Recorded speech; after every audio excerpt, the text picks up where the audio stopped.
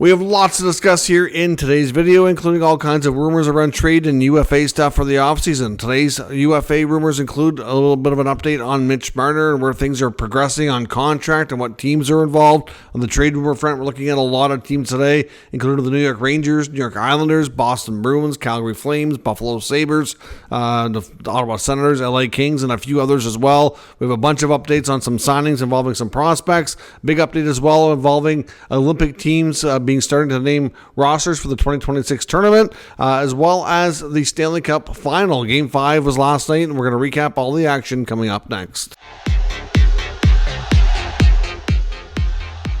So welcome back to another video here at Top Shelf Hockey. As I mentioned, we have lots to discuss here in today's video, all kinds of UFA and trade rumors to get into. First, I want to recap last night's Game 5 of the Stanley Cup final and take a look at a few signings, mostly all involving some prospects or some older European UFAs here. Of course, Game 5 last night between the Panthers and the Oilers did not go Edmonton's way. The Panthers pretty well dominated most of the game.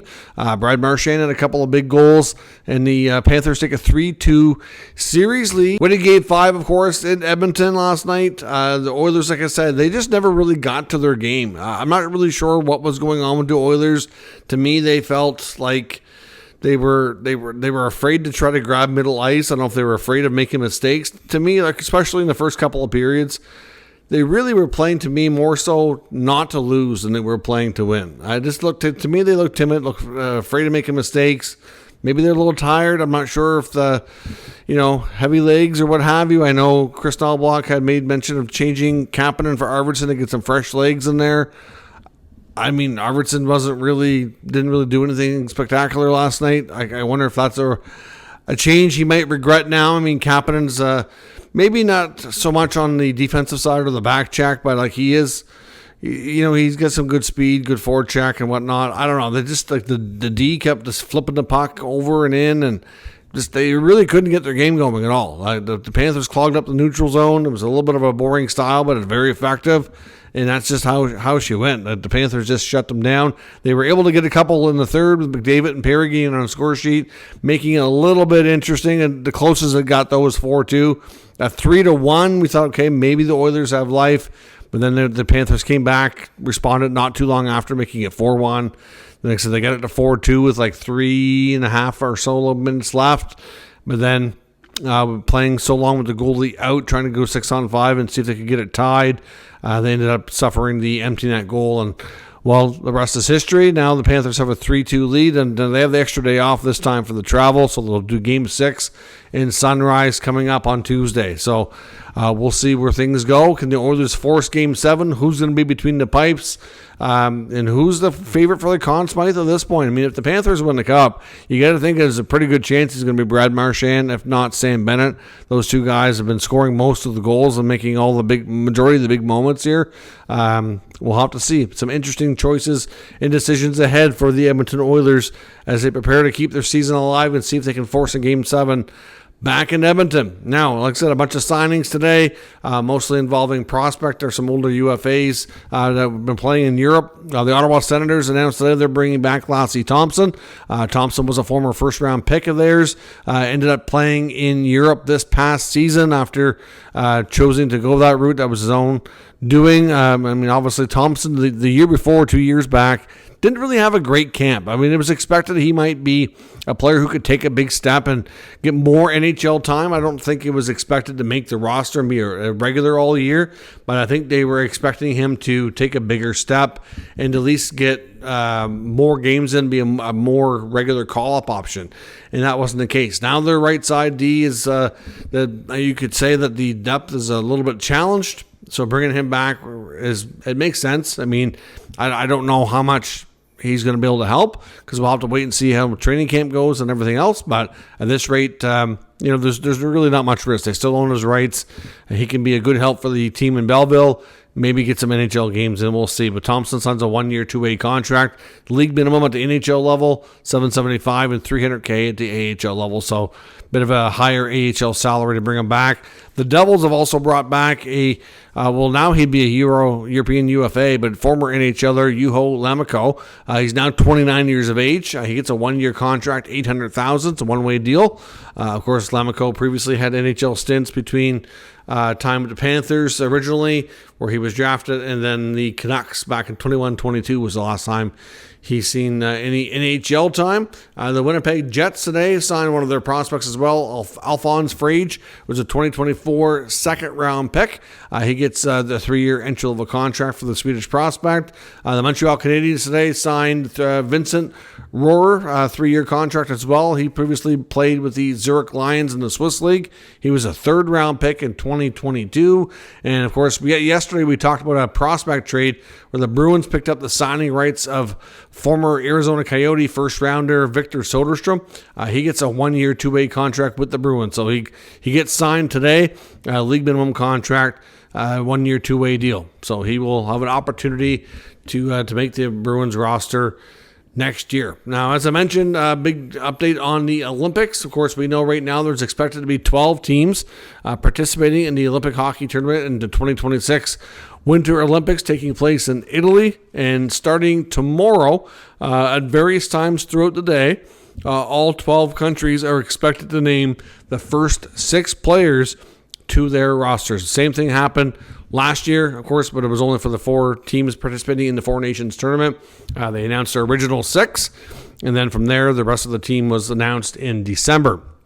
So the same concept is taking place this time, so there'll be big news to look forward to for tomorrow. So let me know in the comments below, especially some, the teams that I'll obviously be more familiar with, like Canada, USA especially, or Finland, Sweden, depending on whereabouts you're from and what teams you have the most knowledge on, who you think those 6 players are going to be. All kinds of great choices for some of the top countries in the world for sure. Be curious to see how things go. Now, when it comes to all the rumor mill, let's start first with some UFA talk. The main one being Mitch Marner. I know Elliot Friedman touched on the Marner situation on his newest 32 Thoughts podcast that came out earlier today. Of course, right now he's putting on a podcast after each and every Stanley Cup final game, and then, of course, they'll change the schedule after that.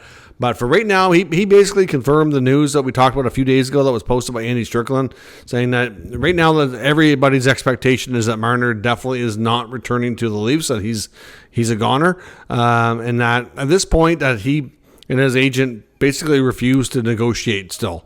So they have every intention of hitting free agency. They kind of expect it to be a similar situation, or at least it could be. That's the way things are shaping up, that we saw with John Tavares way back. I mean, I guess it was 7 years ago when John Tavares went out to California to CAA, where his agents, Pat Brisson, has their headquartered office. So they essentially set up shop at the office, invited teams out. They obviously talked to teams ahead of time that they would be interested in at least talking to, and they all basically went and took meetings and gave a pitch for what they would give him on a contract and why he should pick them, etc. And then from there, he made his announcement he was going home to Toronto, and Marner very well could do similar type of thing. It's according to Friedman, he may not necessarily announce his decision, or we may not find out on July 1st where Marner is going, which could then have a big impact on free agent frenzy and some of the other top UFAs around the NHL. Because, I mean, obviously some of these teams would probably like to talk to other UFA wingers. Like it's kind of a unique scenario this year where Marner is kind of in a class by himself for the level of production he gives for who's available for UFAs this year. But you take a look after that, you got guys like Ehlers and Besser. They're not slouches either. They're good quality wingers who can give you a lot of points, but they're not at Marner's production level. So there's going to be a lot of teams that would probably want to pivot to one of those guys if they can't get Marner. So I do wonder how much of an impact it's going to have on July 1st and on the frenzy here. So we'll see about that. But either way, expect Marner to probably take a bunch of meetings. They could do a lot of it virtually in the beginning, and then perhaps from there, Elliot said maybe he goes and has an in-person visit with one or two teams, and then makes a decision. So no clear cut, real definitive process here. We don't know. Maybe we get a decision on July 1st, and maybe it takes a couple days. We'll have to wait and see, but it could be kind of drug on. We saw it with Tavares, and if I'm not mistaken, if I remember correctly, I think it took a little while for Johnny Gaudreau to make his announcement too, or was that on the first? I don't quite remember. I just know that we were in suspense longer than a lot of people thought before it was announced he was going to Columbus. So we'll see. But at this point, like Friedman basically says, everybody, like at this point, Vegas and LA are expected to be the favorites. He believes wholeheartedly that he's most likely heading west, but he does acknowledge that the Hurricanes are probably the main team in the East and are going to make a big pitch, but others are certainly going to try to get in there and do the same thing. And he also said the other thing that was interesting was that the Leafs were told if they want to be one of the teams, they're welcome to be one of the teams that takes a meeting with Marner and his agent on July 1st to discuss contract. And he said that the Leafs are not doing that. It's just kind of laugh at the scenario, thinking, okay, what could we possibly gain from getting a meeting with Marner and his agent on July 1st? What could we possibly learn at that point that we don't already know? We've already had exclusive negotiating rights for an extended time. We've already had some talks. Things haven't really talked, but sounds like it's been quite a while since anything's happened. But like, he's already pretty well got his mind made up that he's not coming back. So what would be the point? And he's also was said by Elliott that he thinks that there's a decent possibility, and maybe we'll see what Marner decides, that he may not necessarily go with a 7-year contract. Now, which probably explains why the sign-in trade and the whole, pushed for the Leafs to maybe try to convince them to do that. It really didn't get very far, because obviously that's the one advantage that they could offer would be an 8-year deal. So if he signs with the Leafs, it could be 8 years, and then they trade him, like we saw with Matthew Tkachuk out of Calgary. But this is a different scenario. It's not only would he be more than content to sign a 7-year deal at most, but Elliott's saying that he's probably going with taking the Matthews strategy here and probably signing a 4-year deal. Now, that'll obviously impact the AAV as well. And again, Elliott didn't say for sure that's what he was going to do, but there's some speculation that it may not be a 7-year contract. It could be shorter. So we'll be interested to see what goes on with Marner and how this drags out. But like I said, my wondering after learning all this is how it's going to affect all the other kind of wingers and how the impact will be on other contracts maybe getting held up here while teams find out whether or not they're in or out on the Marner sweepstakes. So we'll see where things go. On the trade front, all kinds of stuff to talk about on that front. We'll go through a bunch of these. Let's start with Isaac Howard, of course, one of the top prospects outside the NHL, former first rounder of the Tampa Bay Lightning, who's already got 3 years of college hockey under his belt, and at this point we're expected that he could maybe go back, but we don't know really exactly what happened. But we just know that things went horribly wrong when the Lightning were trying to get him signed. Clearly there's some kind of philosophical difference between the two sides. Sarah Valley was reporting, and I think it was yesterday actually, he said on his, I think it was a radio hit, that Isaac Howard and the Tampa Bay relationship are basically over, that he is definitely getting traded, which is kind of what we thought, but it hasn't really been. I don't think an insider's come out explicitly and said this is 100% happening. So, of course, depending on what the Lightning want to do, they could drag that on as long as they want, depending on how difficult they want to be, because we don't really know what went on and really what caused that relationship to kind of fall apart. But we'll see on that. Some updates on the New York Islanders. Combination of Stefan Rosner and Dave Pagnotta both reporting that the New York Islanders are getting a lot of interest in the veteran centerman Jean-Gabriel Pageau. Of course, Pageau, when he first arrived at the Islanders in a trade from Ottawa, signed a 5-year deal at $5 million per season. He's down to the final year of that contract now. So with 1 year left, it's becoming more attractive for trade. Now, they could, even if they retained a little bit of money, make it even more attractive, and they could also possibly increase their value and what they might get for him if they're willing to do that. I know there was some chatter amongst Boston media that the Bruins were one of the teams that were inquiring on his services. Clearly, Boston is looking to improve their center depth. We know that there's some speculation that they could consider trading Zaka, but they're not going to do that without bringing another centerman in, and they may not even do it anyways, right? Overall, though, a guy like Pageau could really solidify their bottom six, and he's a guy that can move up in the lineup if need be. It's believed that some of the other teams that are inquiring, if you will, would be the Winnipeg Jets and to some degree the Carolina Hurricanes. Now, the Jets are also believed to be in on Jonathan Toews, so I think the outcome of that would probably, I can't see them going after Toews and Pageau, but you never know, especially with Adam Lowry going to miss significant time and will miss the first couple months of the season after recovering from hip surgery. So we'll see, but Pageau's getting a lot of interest. Expected that the Islanders are fairly likely to probably trade him sometime over the next few weeks, but we'll see. Arthur Staple on the Rangers side of the business in New York's talking about the fact that he thinks there's a decent chance, based on one of his comments, where that maybe we could see a Mika Zibanejad trade, even though he's got a no-move clause. There's some belief that the GM Chris Drury would have talked to Mika Zibanejad's camp and kind of, come to the conclusion that it might be in the best interest of and decided it might be best to move on. Obviously, with Chris Kreider getting traded, there's been lots of speculation that Mika might be more amenable to accepting a trade and waiving, but we don't know which teams he would be willing to go to. But based on the comments from Staple, it sounds like, at this point that there's maybe a mutual understanding. It's hard to kind of interpret exactly what may have been discussed between the two sides. Just that, but again, Mika's got a full no move. So it really boils down to what he wants. He doesn't have to play ball here at all, but sounds like there's some belief that maybe he will, so we'll have to wait and see and monitor that. Elliot Friedman, when it comes to the Rangers, was also reporting that there has been some pushback from what he's been told on the availability of former first overall pick Alexis Lafreniere. There's been lots of different insiders speculating on his availability, and I don't know that it's a case of that he's definitely not available, but I think basically what it sounds like is that depending on who you talk to, there's some teams that think they don't really want to trade him, and I think that's based on what a potential package would look like to acquire him. You can tell sometimes if a team inquires on a player to see if he's available and the asking price is astronomical, well, that tells you they're not overly motivated to move him, and they're only going to get it if somebody blows them away. So based on what he's hearing, it just doesn't mean he won't be dealt.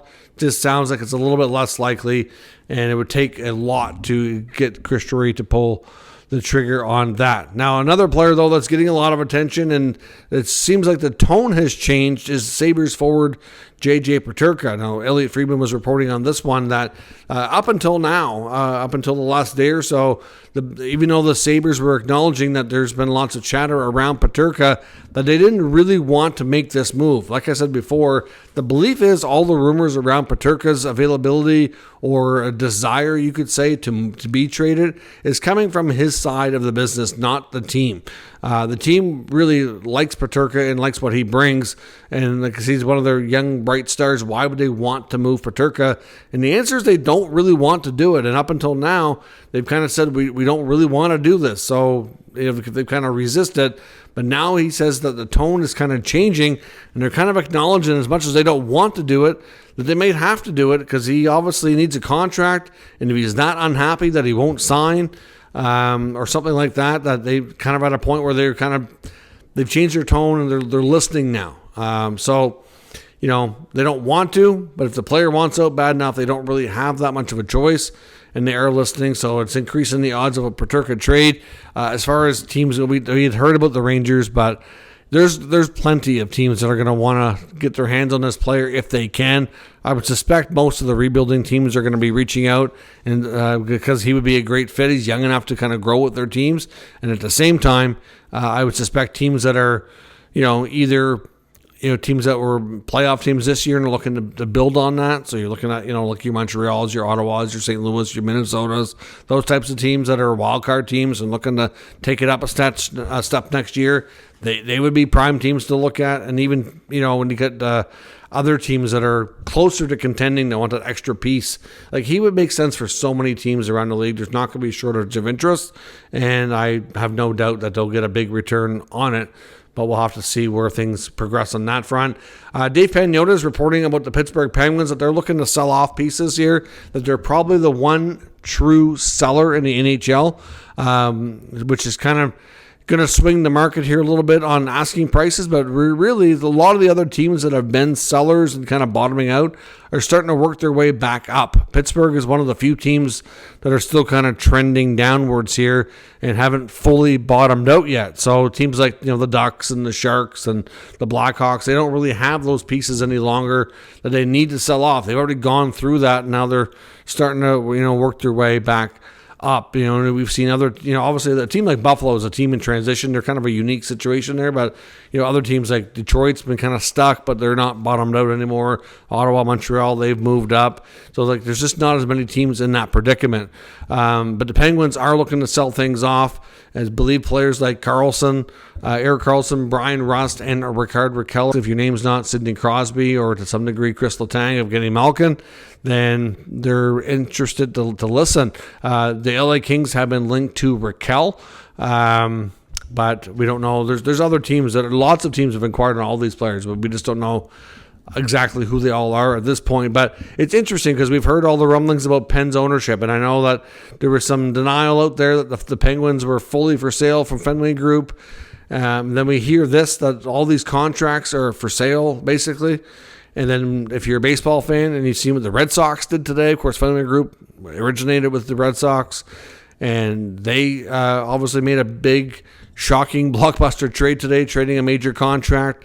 Just makes you wonder, all of a sudden, these teams that are under Fenway Group, all of a sudden they're trading off all these big valued contracts. So it makes me wonder if there's something else going on here. So I do think that's a scenario worth watching, and there might be more to it. And I think we'll learn more about that here in the coming days. So we'll have to wait and see what happens. Some other things to watch here. One, I know Frank Saravalli was talking about the St. Louis Blues as well, and talking about Jordan Kyrou. Frank was wondering if they would consider a Kyrou trade this offseason. He has a no trade, which I believe is no trade, kicks in July 1st.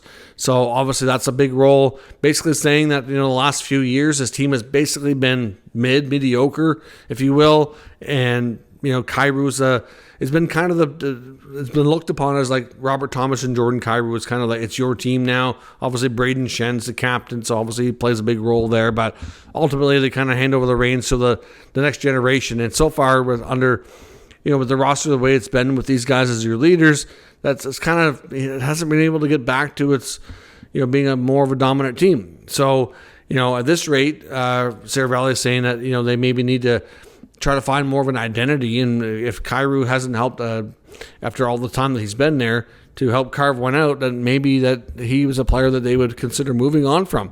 Obviously, he's got a pretty good contract. He's been a pretty productive player. It's not that he can't play, but, is he that guy they need? He also suggested that with the emergence of young rookie Jimmy Snuggerud, wondering if they might feel like he's got potential to get up to Kyrou's level fairly quick. It's probably not fair to think of that in the next year, but maybe in a couple of years, in that he can provide similar production for far less for right now. It might be a way to, give them more cap flexibility.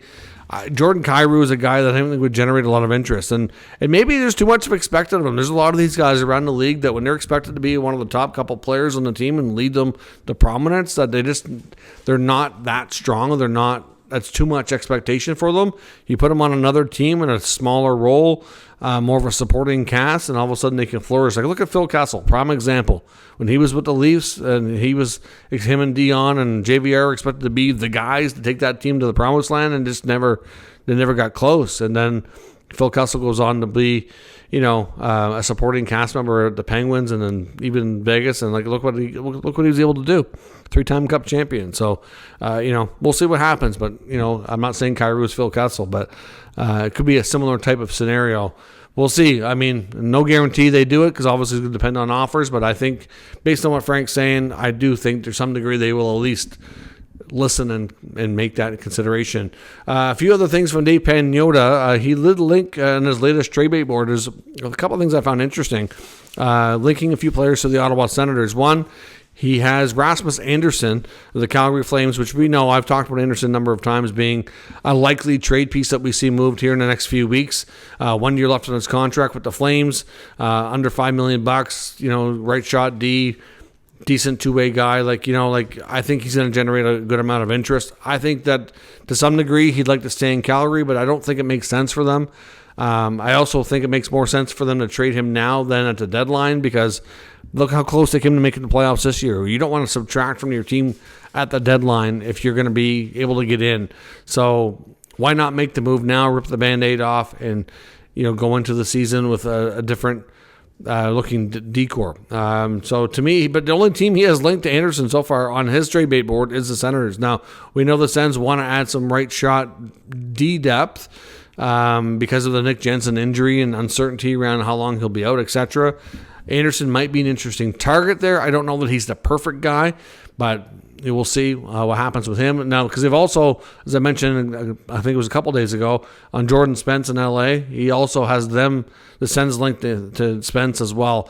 Might be a cheaper option. He's younger, maybe a guy that can still grow with the team and carve out a role. So they both kind of make sense for varied levels of degree. So we'll have to see. Clearly, the Sens have some more, I think, internal business they're looking to do first to get a better sense of where their cap will be. He also has them linked to Jared McCann of the Seattle Kraken. There's 2 years left at $5 million. They definitely would like to add a top 6 winger if they can. McCann's had some pretty productive times during his stint with the Kraken. He would be an interesting option for them. I think he makes more sense than some of the other bigger, higher ticket price guys like Jason Robertson and other names that we've heard. To me, if they can find a winger that's in that $5 million range, it would be a lot easier to make that addition rather than trying to find somebody making $7 or $8 million. And it's probably going to cost you.